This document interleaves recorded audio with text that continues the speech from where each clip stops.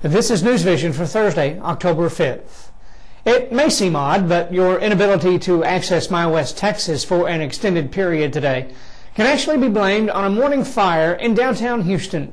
MyWestTexas.com's server is located in the building that houses the Houston Chronicle. That building, several others, and traffic lights at 23 intersections in downtown were without power following a fire that started about 3 o'clock this morning. MyWest Texas regrets the inconvenience today.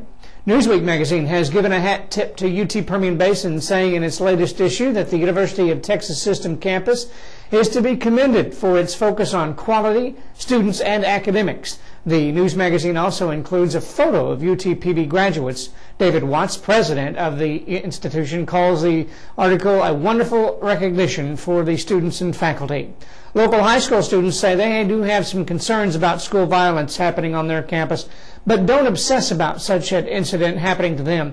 Lee Senior Karen Schreiber was one of 5 students we spoke with yesterday in the wake of recent shootings at schools in Colorado, Wisconsin, and Pennsylvania. Schreiber said she wonders why the shooters in these incidents single out innocent people who have nothing to do with their raid. Well, you wonder why they just kill the innocent people. Why don't?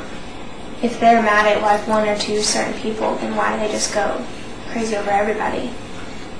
It doesn't. There's not any justifying the fact that they're doing it, but you just wonder why they don't go after the reason, the cause of their, whatever makes them mad. Now you can watch the entire interview with these students later today on MyWest Texas as they talk about their fears and also a lockdown drill that was held last Friday.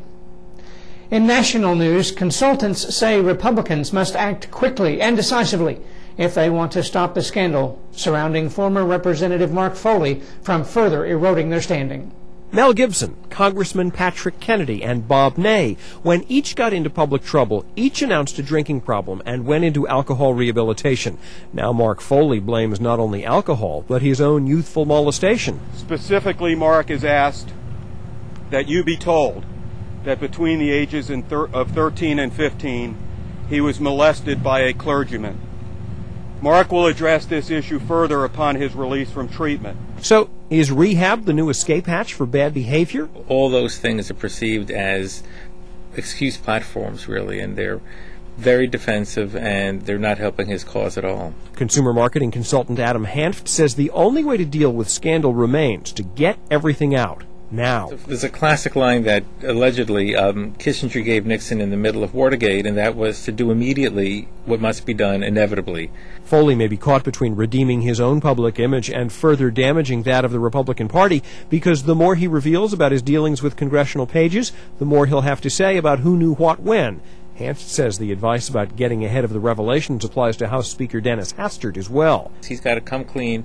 He's got to be able to say, this is what I learned, this is what emails were sent to me, and do the best he can. He might end up having to resign over this, frankly, but we don't know that yet. But the evidence doesn't look good, I have to say, for his future, because there's so much that we feel and believe is still behind the curtain. Hanft says the sooner the confessions come, the better, before alcohol rehab if possible, though he notes rehab doesn't seem to take very long anymore. Warren Levinson, The Associated Press, New York. In other news, in yesterday's reader poll, 50% of MyWest Texas voters said they felt Rick Perry will be reelected for another term as Texas governor in next month's gubernatorial election.